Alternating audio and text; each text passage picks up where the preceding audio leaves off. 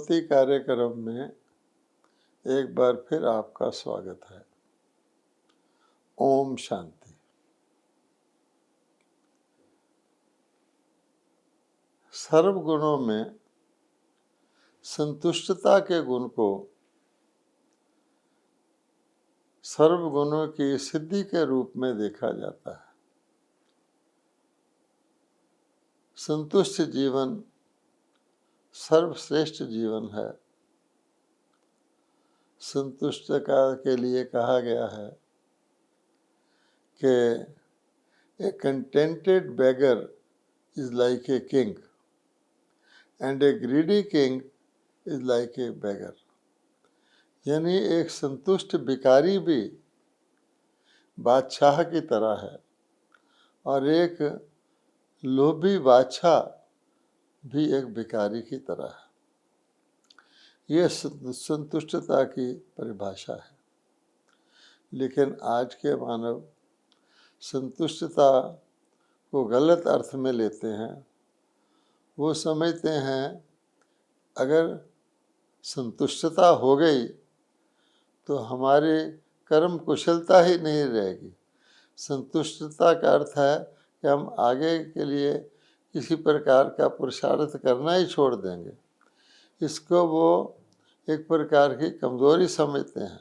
वो समझते हैं कि व्यक्ति की प्रगति के लिए, उसकी उन्नति के लिए, उसके पुरुषार्थ के लिए संतुष्टता एक बाधा है। वास्तव में वो इसका अर्थ नहीं समझते, क्योंकि आज का मानव प्रगति को, उन्नति को, अपनी प्राप्तियों को भौतिक रूप से देखता है। वो समझता है कि शायद मेरे पास जितनी ज़्यादा कारें होंगी उतना मैं ज़्यादा संतुष्ट हूँगा, या मेरे पड़ोसी से मेरी कार बड़ी होगी तो मैं संतुष्ट हूँगा, या मेरे पास अन्य जितने भी साधन होते हैं दुनिया के, धन इत्यादि, वो सब जितने ज़्यादा होंगे उतना मैं ज़्यादा संतुष्ट हूँगा, और इसकी तो कोई लिमिट ही नहीं है। इसलिए वो व्यक्ति इनकी होड़ में इनको प्राप्त करने की जीवन भर असंतुष्ट ही रहता है। अब आप देखिए कि जिनके पास सब कुछ भी है वो फिर भी असंतुष्ट हैं, क्योंकि कहा गया है there is enough for everyone's need but not for greed. कि मनुष्यों की आवश्यकताएं, उनकी सुख सुविधा के लिए विश्व में सब कुछ है, लेकिन लोभ का कोई अंत नहीं है। लोभ एक ऐसा खड्डा है जिसको खोदते जाओगे और गहरा होता जाएगा। उसका कोई मतलब, कोई लिमिट ही नहीं है। कोई भी व्यक्ति जो इन भौतिक पदार्थों इत्यादि का संग्रह करता है वो और ज़्यादा लोभी बनता जाता है।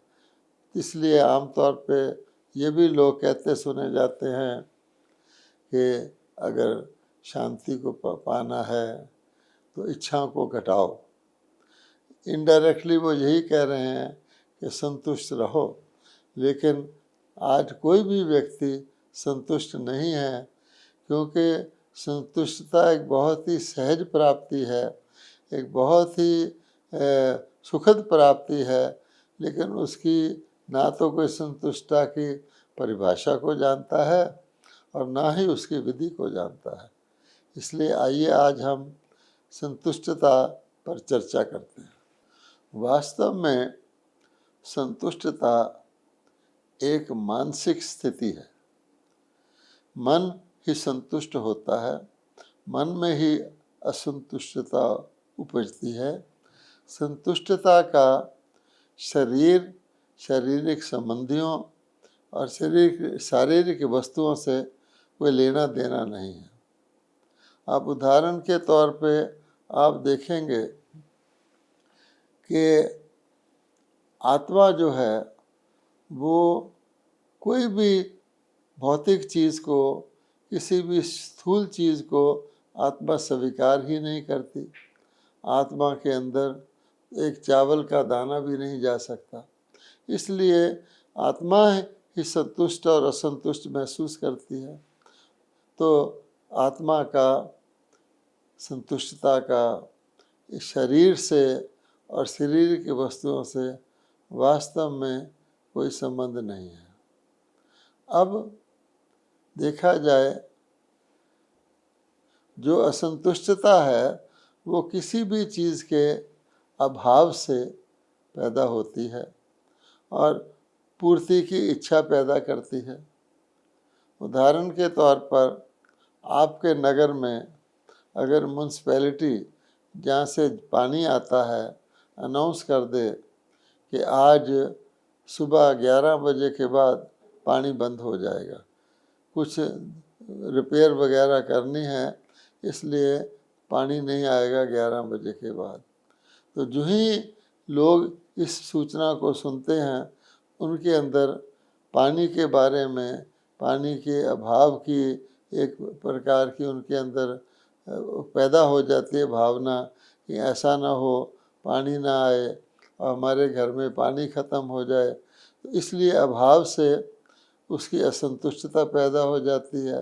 तो लोग क्या करते हैं फिर, आप जानते हैं कि फटाफट अपने घर की सारी बाल्टियाँ पानी से भर लेते हैं, 11 बजे से पहले पतीले भी भर लेते हैं, कई तो छोटे बर्तन भी भर लेते हैं ताकि हमारे घर में पानी पर्याप्त मात्रा में रहे। अब आप देखिए, ये सारी क्रिया जो उन्होंने की, ये सारी जो भरने की नौबत आई, इस अनाउंसमेंट से आई कि म्यूनसिपैलिटी 11 बजे पानी बंद कर देगी। अब मान लीजिए कि ठीक 11 बजे फिर म्यूनसिपैलिटी एक अनाउंसमेंट कर देती है कि नहीं नहीं, आज पानी बंद नहीं होगा, आज पानी खुला रहेगा, हमने वो जो रिपेयर करना था वो पोस्टपोन कर दिया। अब ये सूचना सुनते ही लोग क्या करेंगे, भाई पानी तो आ रहा है, आता रहेगा, तो अपनी बाल्टियों को में जो पानी जमा किया था वो बहा देंगे, जो पतीलों में संग्रह किया था बहा देंगे, वो कहेंगे इस पानी की अब ज़रूरत ही नहीं है। अर्थ क्या हुआ कि अभाव असंतुष्टता पैदा करता है, और किसी चीज़ की अगर अभाव ना हो, वो चीज़ उपलब्ध हो, सहज ही उपलब्ध हो और उसकी उपलब्धि के लिए कोई खतरा पैदा ना हो, तो संतुष्टता स्वाभाविक है। अब हम एक और उदाहरण लेते हैं फल वाले का। एक फल की दुकान है, वो बहुत हर प्रकार के फल रखता है, बहुत मशहूर दुकान है, दिन रात वो फल ही बेचता रहता है, फल का बिजनेस करता है। ऐसे व्यक्ति को शायद ही कभी इच्छा हुई होगी कि मेरे इतने फल मेरे पास हैं, मैं एक केला खा लूं या मैं एक संतरा खा लूं। नहीं, उसके मन के अंदर फल बेचते बेचते फलों के बारे में एक तृप्ति की भावना रहती है कि जैसे वो फलों को देखकर ही, इतने सारे फलों को रोज़ उसको डील करते करते वो तृप्त रहता है। अब मान लीजिए कोई व्यक्ति, उस फल वाले के जन्मदिन है और उस फल वाले के जन्मदिन पर उसको ला कर के किसी और जगह से, दुकान से एक फल की टोकरी दे देता है कि भाई जन्मदिन मुबारक हो, ये आपके लिए मैं फल लाया हूँ। अब फल वाले को फल कोई दे रहा है जिससे वो ऑलरेडी संतुष्ट है, मानसिक तौर पे उब चुका है एक प्रकार से। वो फल वाला मुस्कुराता है, सोचता है कि अगर कोई और चीज़ ले आते तो मेरे काम आती, फलों से तो मेरा मन भरा पड़ा है। अर्थात कि क्योंकि उसको फलों की बहुतायत है, फलों की अप्राप्ति का कोई सवाल ही नहीं है, वो फलों को देखने से, उनको बेचने से ही संतुष्ट रहता है। ठीक यही हालत मिठाई बेचने वाले की भी होती है। मुझे याद है कि एक बार मैं, जो कुल्लू नगर है, वहाँ कुछ ईश्वरी सेवा के लिए गया था, वहाँ कुछ प्रोग्राम था, वहाँ बहुत से भाई बहन आए हुए थे, वहाँ का दशहरा प्रसिद्ध है। तो मुझे रात को एक सेब के गोदाम में सुला दिया गया। तो सेब के गोदाम में केवल मैं सोया, उसके बाद कई महीनों तक कोई सेब का नाम लेता था तो मेरे अंदर ऐसे आता था कि मेरे तो सेब नाम भी लेने की ज़रूरत नहीं है, मैं सेब की गोदाम में सोने से इतना तृप्त हो गया था। अर्थात जिस चीज़ की बहुतायत होती है उसके लिए व्यक्ति के अंदर किसी प्रकार की चीज़ नहीं होती। इसलिए देवताओं के लिए कहा गया है कि देवताओं को इच्छा मात्रम अविद्या थी, अर्थात इतनी हर चीज़ की बहुतायत थी। देवताओं के दुनिया में देवताओं की संख्या भी बहुत कम थी, हर वस्तु अबंडेंस में थी, जिसको कहा जाता है बेशुमार थी, अनगिनत थी। इसलिए स्वाभाविक तौर पर उनको इच्छा मात्रम अविद्या थी। देवताएं बहुत थोड़ा सा भोजन करते हैं क्योंकि उनको अंदर इच्छा ही किसी प्रकार की रहती नहीं, तृप्ति चारों तरफ उनको तृप्ति दिखती है, इसलिए वो उनका पेट भरा रहता है।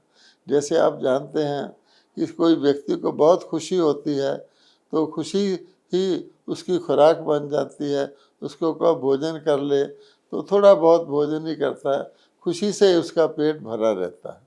इस प्रकार से हम देखते हैं कि जो इच्छा मात्रम अविद्या कहा गया है वो देवताओं के लिए कहा गया है। अब ज़रा विचार करिए, स्वर्ग का, सतयुग का, जिसको हम वैकुंठ कहते हैं, कि जब आदिकाल में कहा जाता है कि भारत देवलोक था, यहाँ देवी देवता बसते थे, भारत सोने की चिड़िया था, दूध घी की नदियाँ बहती थीं, उस भारत के अंदर क्या किसी को इच्छा रहती होगी? क्योंकि हर चीज़ का वहाँ अबंडेंस था और सतों प्रधान आत्माएं थीं। आत्माओं के अंदर भी संपूर्णता और संपन्नता थी। अगर कोई आत्मा के अंदर अपूर्णता हो, किसी के साथ, मान लो पड़ोसी के साथ आत्मा अपना कंपटीशन करना शुरू कर दे तो भी इच्छा पैदा हो सकती है। उसके पास ये बड़ी कार क्यों आई, पहले वो नॉर्मली संतुष्ट होता है, लेकिन जो ही पड़ोसी के घर बड़ी कार आ जाती है उसकी असंतुष्टता जाग उठती है।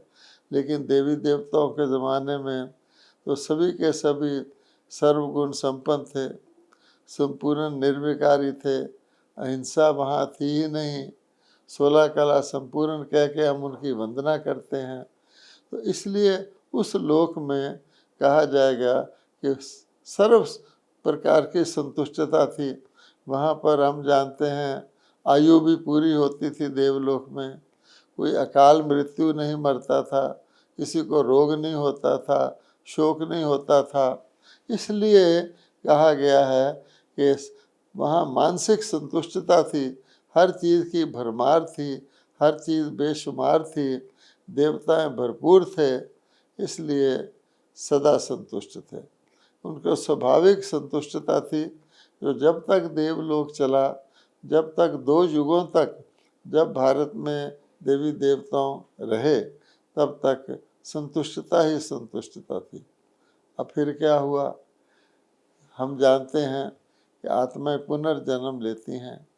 सतयुग में आने वाली आत्माएं जो 16 कला संपूर्ण होती हैं, सूर्यवंशी देवी देवता होते हैं, धीरे धीरे वो देवताओं की दुनिया में देवताओं के रूप में ही पुनर्जन्म लेते रहते हैं। फिर त्रेता युग आ जाता है, तो त्रेता युग में भी देवी देवता हैं, चंद्रवंशी श्री राम श्री सीता की राजगद्दी चलती है, वहाँ भी पुनर्जन्म देवता के रूप में लेते रहते हैं। लेकिन जब सृष्टि का चक्कर का आधा चक्कर पूरा हो जाता है, सतयुग और त्रेता पूरे हो जाते हैं, तो फिर क्या होता है कि पुनर्जन्म लेते लेते देव आत्माएं पुण्य क्षीण हो जाती हैं और वो कहा गया वाम मार्ग में चली जाती हैं, अर्थात उत्थान उनका पूरा हो जाता है तो फिर नीचे आना शुरू करते हैं, सीढ़ी नीचे उतरना शुरू कर देती हैं। उसको कहा गया है कि सेकंड हाफ, जैसे कोई चीज़ सेकंड हाफ हो जाती है तो उस वक़्त देवता एक भूल स्वाभाविक हो जाती है तो अपने आप को आत्मा की बजाय शरीर मानना शुरू कर देते हैं। अब देखिए, सतो प्रधान देव आत्मा थे, लेकिन द्वापर में आकर अपने आप को, मैं आत्मा को भूलकर वो अपने आप को शरीर मानना शुरू कर देते हैं। अब जब देवता शरीर मानना शुरू कर देते हैं तो उनको फिर शरीर की इंद्रियों के सुख ही सुख लगते हैं, शरीरधारी व्यक्ति ही उनके संबंधी में आते हैं, और शारीरिक वस्तुएं भी जो फिजिकल मटेरियल चीज़ें हैं उनका ही वो संग्रह करते हैं और सोचते हैं कि जितना ज़्यादा हमारे पास ये होगा उतने हम ज़्यादा संतुष्ट होंगे।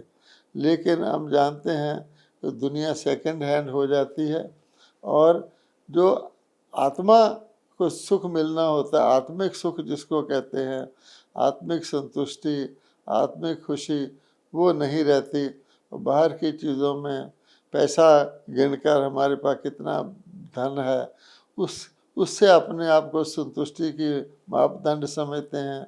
हमारे पास आत्मिक धन कितना है, हमारे पास अपने संकल्प, जो हमारी संकल्प शक्ति है उसको हम कैसा धन समझते हैं, हमारे समय को हम क्या धन समझते हैं या नहीं समझते हैं, हमारे श्रेष्ठ वृत्ति को हम धन समझते हैं या नहीं समझते हैं, पर परिवार में समरसता को हम धन समझते हैं या नहीं समझते हैं। तो सब अन्य प्रकार के धनों को छोड़कर दिव्य बुद्धि, कहा जाता है कि हमारी बुद्धि सही निर्णय करे, वो हमारा बहुत बड़ा धन है, उसको भी हम धन नहीं समझते हैं, इसलिए स्थूल चीज़ों में आ जाते हैं। तब से संतुष्टता का जन्म होता है। तो फिर क्या होता है कि सतयुग में तो आप देखेंगे, क्योंकि हर चीज़ आत्माएं सतो प्रधान है, संपन्न है, संपूर्ण है, तो वहाँ जो कुछ भी होता है वो ठीक समय पर, ठीक स्थान पर और ठीक विधि से होता है। वहाँ भी हमारा शरीर होता है, लेकिन देवता आँखों के द्वारा उतना ही देखते हैं जितना उनके लिए ज़रूरी होता है, ज़्यादा नहीं देखते हैं। कानों के द्वारा वो सुनते हैं, लेकिन उतना ही सुनते हैं जितना पर्याप्त है। वो कानों के द्वारा ऐसे नहीं कि बहुत ज़्यादा एक्स्ट्रा वो चीज़ें सुनने की कोशिश करें। इसी प्रकार उनकी वाणी जो होती है, बोल मीठे होते हैं, थोड़े होते हैं। तो अर्थात स्वाभाविक तौर पर देवताएं किसी चीज़ में भी जो कहा जाएगा ओवर या अंडर यूज़ नहीं करते। उनका चलना भी जो होता है तो स्वाभाविक स्पीड पे चलते हैं, धैर्यता से चलते हैं। आपने रामलीला में देखा होगा श्री राम को कैसे चलता हुआ दिखाते हैं। ऐसे नहीं कि वो जल्दी जल्दी कभी भागना शुरू कर दें, तेज़ चलना शुरू कर दें, और कभी ट्रैफिक जैम में फंस जाएं तो बिल्कुल चल ही ना पाएँ। ये दोनों चीज़ें असंतुष्टता, बेचैनी और तनाव पैदा करती हैं। इसलिए चीज़ों का ओवर यूज़ करना, अंडर यूज़ करना, अर्थात जीवन में बैलेंस को खो देना। देवताओं के समय में हर चीज़ ना केवल ठीक समय पर, ठीक स्थान पर, बल्कि ठीक विधि से होती थी। तो आज चीज़ें सब हो रही हैं, लेकिन विधि गलत है, और कभी कभी स्थान भी गलत हो जाता है, समय भी गलत हो जाता है। कोई व्यक्ति रात को मान लीजिए 12 बजे ज़ोर से गीत अलापना शुरू कर दे और पड़ोसी डिस्टर्ब हो जाए तो समय गलत है, गीत उसका चाहे अच्छा ही हो। ऐसे स्थान की बात होती है, कहीं पर खुशी का मौका है, कोई व्यक्ति आके गम के काली ड्रेस पहन के आ जाए तो वो भी ठीक नहीं लगता, या अपना चेहरा लटका के आ जाए। तो कहने का भाव ये है, कलयुग में ये बैलेंस बिगड़ जाता है। तो बैलेंस में ही संतुष्टता है। तो जब बैलेंस बिगड़ जाता है तो फिर असंतुष्टता होती है। तो लोगों की जो जो हमारे बैलेंस बिगड़ने से जिस चीज़ पर दुष्प्रभाव पड़ता है, चाहे वो प्रकृति है, चाहे वे अन्य प्राणी हैं, पशु पंछी हैं, पेड़ पौधे हैं, या कोई व्यक्ति है, तो वो फिर उनके द्वारा हमें ब्लेसिंग नहीं मिलती, हमें और ही शिकायत मन से वो करते हैं, देखो ये हमें दुख दे रहा है। इसलिए फिर वो ब्लेसिंग ना मिलने से वो जो हमारा आत्मिक ब्लिस है वो भी डिस्टर्ब हो जाता है। इसलिए कलयुग में क्या कहा गया है कि कलयुग में, सतयुग में था हर चीज़ ठीक स्थान पर, ठीक समय पर, ठीक विधि से होती है। कलयुग में हो जाता है सब मर्यादाएं टूट जाती हैं, किसी को भी कभी भी कुछ भी हो सकता है, ये कलयुग की परिभाषा हो जाती है। इसलिए फिर उनको इच्छाएं, उनको अनेक प्रकार की आशंकाएं, अनेक प्रकार की असुरक्षा की अनुभूति होने लग जाती है, जिसके कारण से वो तनाव में, भय में, चिंता में आ जाते हैं। इसलिए एक तो फिर वो क्या करते हैं कि धन इकट्ठा करना शुरू करते हैं। वो समझते हैं कि धन बहुत बड़ी शक्ति है, हमारे पास धन होगा तो अन्य प्राप्तियां हमें हो जाएंगी।